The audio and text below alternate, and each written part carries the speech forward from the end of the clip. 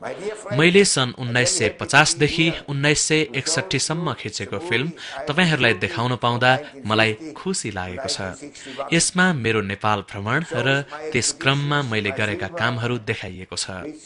यसमा पर्यटकहरूलाई देखाउन बनाइएका फिल्ममा जस्तो काठमाडौँ र अरू शहर तथा मन्दिरहरू भने देखाइएका छैनन्।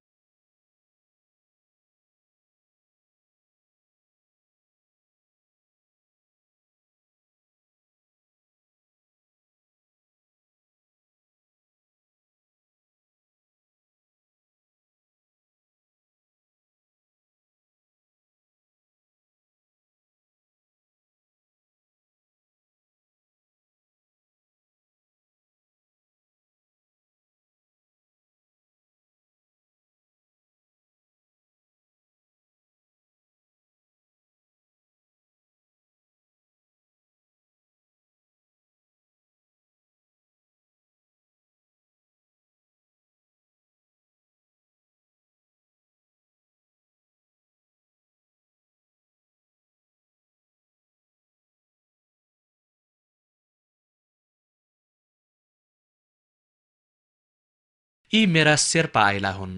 उनले सन् 1950 देखि 62 सम्म मलाई सहयोग गरेका थिए। मैले नेपालमा गरेको पहिलो काम भौगर्भिक सर्वेक्षण हो। हिमालयमा डायमण्ड जस्ता बहुमूल्य खनिज पदार्थ पाइन्छ कि पाइँदैन भन्ने कुरा हेर्नु पनि मेरो काम थियो। मैले मधेसदेखि हिमालय र तिब्बतसम्मको भौगर्भिक अवस्थाको अध्ययन गरेँ। यस क्रममा मैले 14,000 किलोमिटर पैदल यात्रा गरेँ। सुरुमा मेरो रुचि चट्टानप्रति थियो। भ्रमणका क्रममा गाउँले नेपालीहरूसँग भेटघाट बढेपछि भने मेरो रुचि चट्टानमा भन्दा मानिसमा बढी भयो। एकपटक एउटा भोजमा रसियन राजदूतले मलाई तिमी त भूगर्भशास्त्री पो हौ, तथाकथित शरणार्थी उद्धारका काममा कसरी हात हाल्यौ भनी सोधे। त्यसको जवाफमा मैले चट्टान र मान्छे कुन महत्त्वपूर्ण हो भनेर सोधे। त्यसपछि उनी चुप लागे। यसरी मेरो पेशा र रुचि चट्टानबाट मान्छेतिर बढ्दै गयो। हिमालयको उत्पत्तिका बारेमा अध्ययन गर्न पाएकोमा मलाई गर्व छ। म नेपाली जनता र विकासका क्रममा उनीहरूले भोगेका समस्याप्रति बढी चासो राख्न थाले।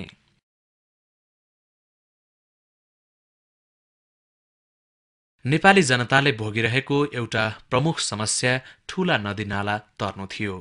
यो पूर्वी नेपालमा पर्ने सुनकोशी नदी हो।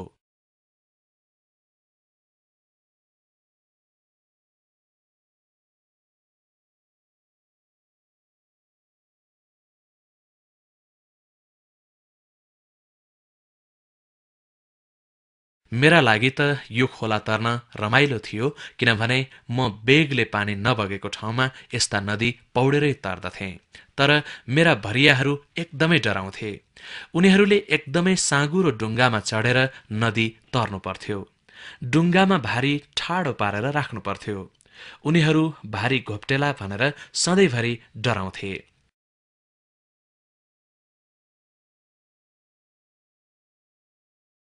मेरा भरियाहरूले पौडन जानेका थिएनन्। 12-13 जनाको भरियाको हुलमा एकाध जनाले मात्र पौडन जानेका थिए होलान्। मेरा शेर्पा आइला मलाई जहिल्यै पनि पौडेर नदी तर्नुहुन्न भन्ने गर्थे। यस्ता नदीमा गोही हुन्छन् भनेर उनी डराउँथे। एकपटक म काली गण्डकीको तल्लो भागमा पौडी खेलेर नदी तर्न लागेको थिएँ। पानीमा बगेर तलतिर आउँदै गरेको मुडो जस्तो चीज देखेँ। म पानीमा पस्न मात्र लागेको थिएँ, त्यो त गोही पो रहेछ।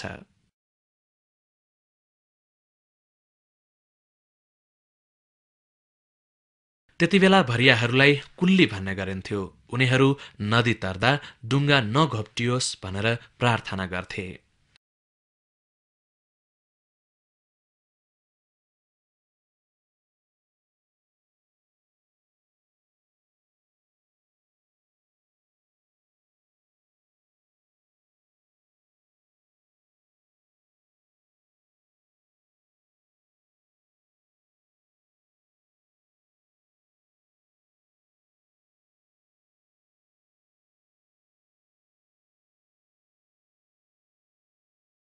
यो रातो कपडा मेरो मोजा हो। पहिलो पटक भ्रमण गर्दा मैले हरेक 3 हप्तामा एक जोर मोजा फटाएँ। मसँग भए जति मोजा फाटिसके। त्यसपछि मैले स्विस सेनाको एउटा कथा सम्झेँ। स्विट्जरल्याण्डको पहाडी भागमा ख्यातिप्राप्त आदिवासी बस्छन्। उनीहरू सेनामा हुँदा कहिल्यै पनि मोजा लगाउँदैनथे। त्यसका ठाउँमा उनीको फेटा जस्तो कपडा खुट्टा वरिपरि बाँधेर त्यसैले काम चलाउँथे। मैले पनि उनीहरूले जस्तै नेपालमा बनेको दह्रो खालको उनीको फेटालाई मोजा बनाएर लगाएँ। यसले 6 महिनासम्म थाम्थ्यो।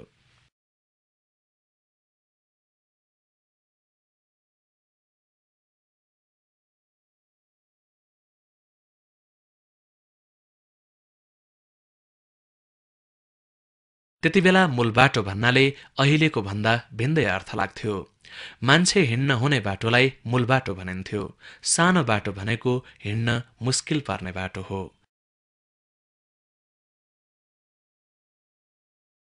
खोलाको गर्तिरै गर्तिर जङ्गार तरेर हिँड्नुपर्ने बाटोलाई खोलाको बाटो भनिन्थ्यो। यो सुनकोशी नदी किनारको उत्तर दक्षिण बाटो हो। त्यति बेला यो बाटो धेरै डरलाग्दो थियो। मैले मेरो यात्राका क्रममा नेपालका 25% मानिसहरू यस्तो बाटोमा हिँडिरहेको भेटेको छु। अहिले पनि कति ठाउँमा हिँड्दा तल खसिन्छ कि भनेर आङ जिरिङ्ग हुने बाटो छन्। पर्यटनको विकासले गर्दा धेरै ठाउँमा मान्छे हिँड्ने बाटो राम्रो भएको छ। झोलुङ्गे पुल निर्माण कार्यक्रमले गर्दा धेरै ठाउँमा नदी तर्न सजिलो भएको छ।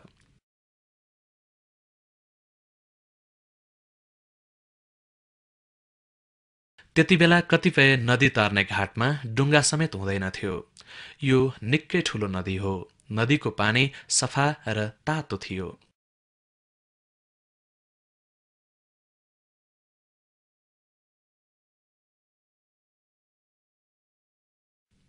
यस्तो ठाउँमा म पौडेर नदी तर्न मन पराउँथे।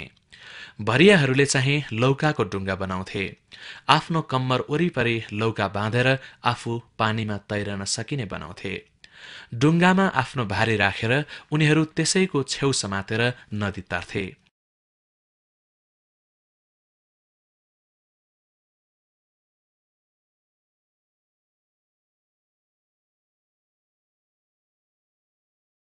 म चाहिँ पौडेर नदी तर्थेँ। मेरो आफ्नै डुङ्गा थियो। यसरी यात्रा गर्दा बटुलिएका जानकारी भएको नोटबुक, मैले बनाएका भौगर्भिक नक्सा, क्यामेरा आदि सबै बहुमूल्य वस्तु मसँग हुन्थे। म तिनीहरू पानीमा डुबेर नबिग्रिउन् भन्ने चाहन्थे। यो हावा भर्न हुने मेरो चकटी हो। म यसैमा सुत्थेँ। यो चाहिँ मेरो अफिस बक्स हो। यस बाकसलाई खोलखाल पारेर टेबल पनि बनाउन सकिन्थ्यो। मेरा भरियाहरूले यसलाई सानो सिंहदरबार भन्थे।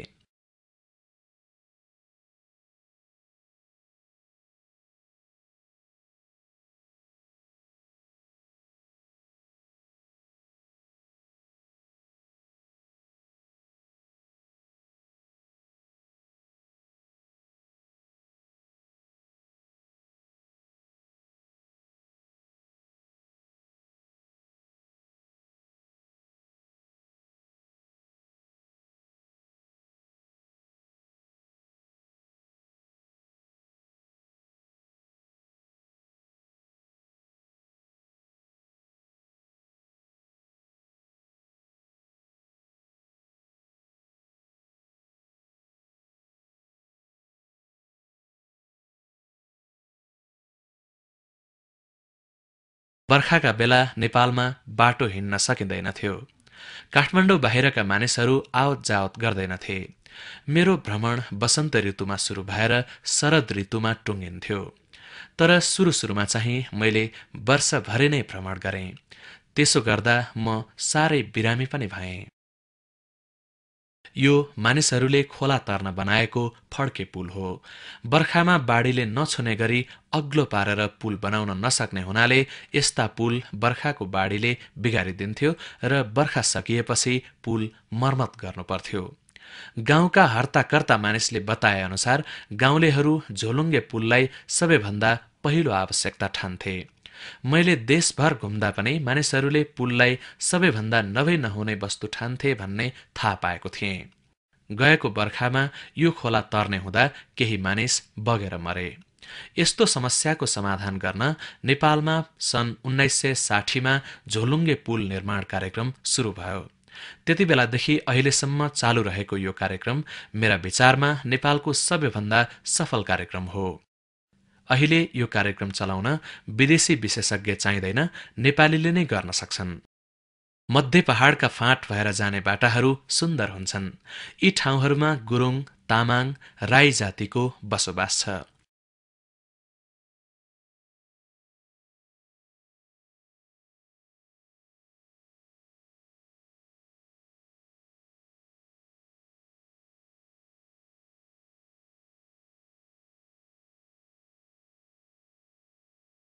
यो चाहिँ पश्चिम नेपालको धौलागिरीको छेउछाउ।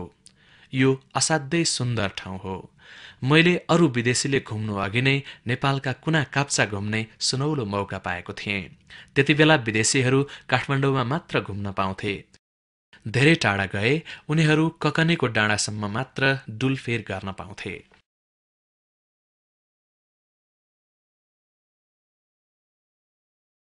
यी उच्च हिमश्रृङ्खलाहरू साँच्चै सुन्दर छन्, तर म यहाँका मानिसहरूबाट पनि हिमालबाट जस्तै प्रभावित भएको छु।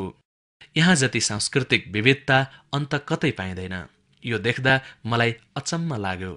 यहाँ 12 जातिका मानिसहरू विभिन्न उचाइमा अलग अलग ठाउँमा बसेका छन्। तल्लो भेगमा क्षेत्री र बाहुन बसोबास गर्छन्। मध्य पहाडमा नेवार, गुरुङ, तामाङ, ठकुरी, लिम्बू, राई र मगरको बसोबास छ।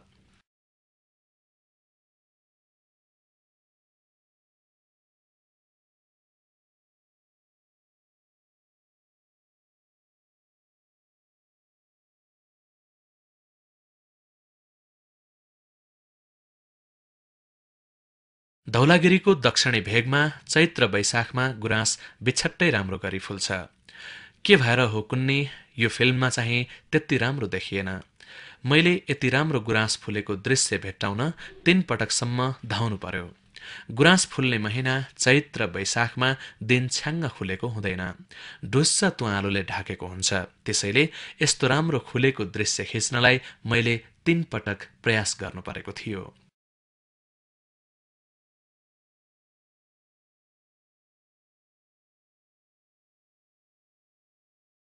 यो अन्नपूर्ण श्रृङ्खलाको नामुन भन्ज्याङ हो। यो अन्नपूर्णको पूर्वी श्रृङ्खला हो। यहाँ नक्सामा देखाइएको ठाउँमा भन्ज्याङ भेटिएन। मसँग भएको नक्सा गलत रहेछ। यसले गर्दा मलाई धेरै अप्ठ्यारो पर्यो। पछि पनि मैले भ्रमण गर्दा धेरै ठाउँ आफूले बोकेको नक्सामा देखाइएका ठाउँभन्दा फरक ठाउँमा भएको पाएको छु। नक्सामा एकातिर देखाइएको भन्ज्याङ वास्तविकतामा अर्कैतिर हुन्थ्यो।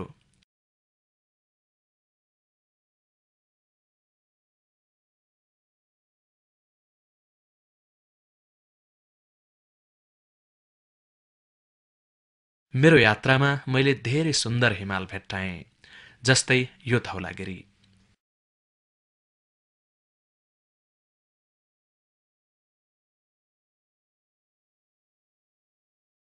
हामीलाई पश्चिम नेपालको भेरी नदीको उत्तर गंगाको माथिल्लो भागमा नदी तर्न सबैभन्दा अप्ठ्यारो परेको थियो। यहाँ पानी बेगले बगेको थियो। नदी हान्निएर बगेकाले हामी कोही पनि पौडेर नदी तर्न सक्दैनथ्यौं। भरियाले समाएर तर्न हुने गरी डोरी टाङ्नु पर्थ्यो। यहाँ मैले भारीका सामान झिकेर फेरि मिलाउनु परेको थियो। विगत लामो समयदेखि तपाईको सेवामा समर्पित नेपाल च्यानल्सको इजी प्याकेज। इजी प्याकेजका विशेषताहरू: नेपाली, हिन्दी र अंग्रेजी गरी 18 टिभी च्यानल्सहरू हेर्न सकिने, आइफोन, आइप्याड, स्मार्टफोन, कम्प्युटरबाट पनि हेर्न सकिने, मात्र 700 येन $7 नै उपलब्ध। तपाईको टेलिभिजनबाट हेर्नका लागि सेटअप बक्स किन्नु पर्ने, मात्र 700 येन। हजुर, अब मात्र 700 येन।